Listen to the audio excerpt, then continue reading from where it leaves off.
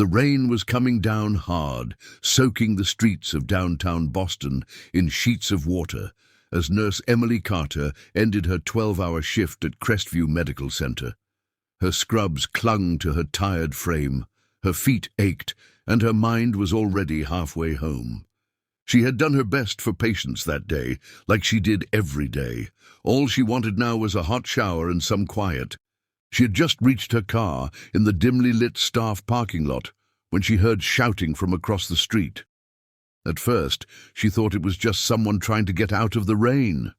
But then she saw him, a man in a business suit, stumbling, collapsing right there on the sidewalk.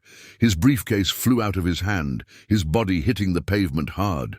Without thinking, Emily threw her bag into the passenger seat and bolted across the slick asphalt. Horns honked as she weaved through traffic.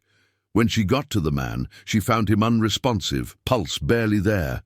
His lips were turning blue. She dropped to her knees and immediately began CPR. "Someone call 911!" she shouted to bystanders huddled under umbrellas, none of whom dared to step forward. The man wasn't breathing. Emily tilted his head back, cleared his airway, and continued chest compressions. Time became a blur. The only thing that mattered was keeping him alive until help arrived. After what felt like forever, but was likely less than 5 minutes, paramedics arrived. One recognized her. "Emily, you off shift?" "Just finished," she said breathlessly, stepping aside as they took over. They loaded the man into the ambulance. One of the EMTs gave her a nod. "You probably saved his life." She watched them drive off, soaked to the bone but relieved. She never got his name. She didn't need to. That wasn't why she helped. The next morning, she came into work expecting a quiet start to her next shift. Instead, she was called into the hospital administrator's office almost immediately. "Emily, please sit down," said Miss Cartwright, the administrator, her expression unreadable. Emily's stomach dropped. "Is something wrong? You left hospital property during your shift without clearance." "I was done. I'd already clocked out."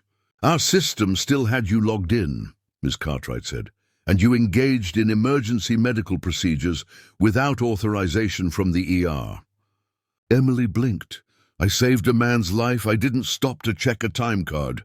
"You exposed the hospital to liability," Miss Cartwright said firmly. "We have protocols for a reason." Emily stared in disbelief. "So what are you saying?" "You're being terminated, effective immediately." The words hit like a punch. After 5 years of service, through COVID, through staffing shortages, through nights where she didn't even get to sit. "This? You're firing me for saving someone?" she asked quietly.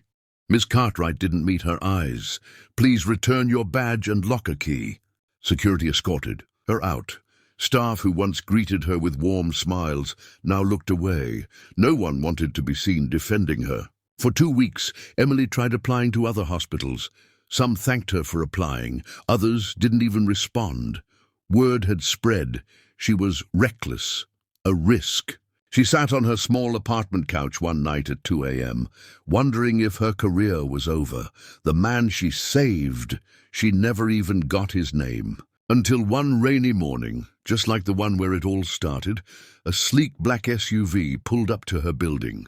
A man in a tailored suit stepped out and approached her door. "Emily Carter?" he asked. She nodded, wary. "I'm Robert Langston. I represent the man you saved outside Crestview." Her heart raced. "He's okay." Langston smiled.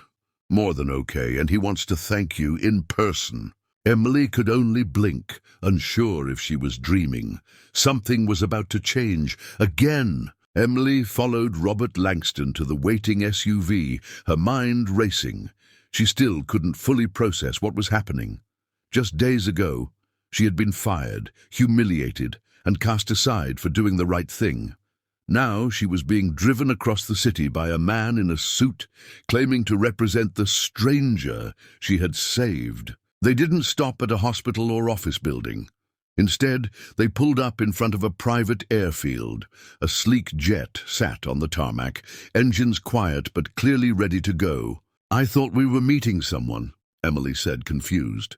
"You are," Robert replied, "but he wants to do it over lunch in New York." Her eyes widened. "New York? He opened the door for her. "It's just a short flight. You'll be back by evening." Hesitant but curious, Emily stepped inside the private jet. It was more luxurious than anything she had ever seen. Leather seats, polished fixtures, soft lighting. She felt wildly out of place. When they landed, a car was already waiting. They drove to an upscale penthouse overlooking Central Park. A personal chef greeted them at the elevator. And there, standing near the window with a cane and a warm smile, was the man she had saved. "Ms. Carter," he said, "I finally get to thank the nurse who refused to walk away." Emily stepped forward. "You remember me?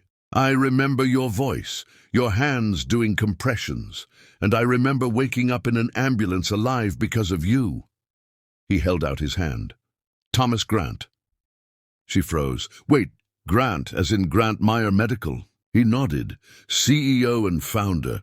I was in town for an unannounced site visit when I collapsed. Stress and a hidden heart condition, apparently. If you hadn't acted so quickly, I wouldn't be standing here." Emily stared at him. "I didn't even know who you were. I just did what I thought was right." "And your hospital punished you for it?" She nodded slowly. "They said I broke protocol." He scoffed. "Some rules are meant to be broken, especially when someone's life is on the line." He guided her to the table, where lunch had been prepared. They talked about medicine, about hospitals, about how disconnected administrators had become from real care. Emily spoke from the heart, and Thomas listened. Finally, he leaned back and said, "I want to offer you a position, Director of Patient Advocacy at the Grant Foundation. We're launching a national campaign to protect medical workers who are punished for acting ethically. You'd lead it." Emily's mouth fell open. "But I'm just a nurse." "You're exactly what the system needs," Thomas said. "Someone who knows what it means to care, not just chart it." She looked at him, overwhelmed. "You're serious?" "Dead serious. And I'd like to start with your story, your voice. You'll be the face of the movement." Weeks later, Emily's story hit the national news. Nurse fired for saving a life, now leads national reform campaign. She stood on stages across the country, meeting healthcare workers who shared similar stories. Her voice gave them power. Hospitals began changing their disciplinary systems.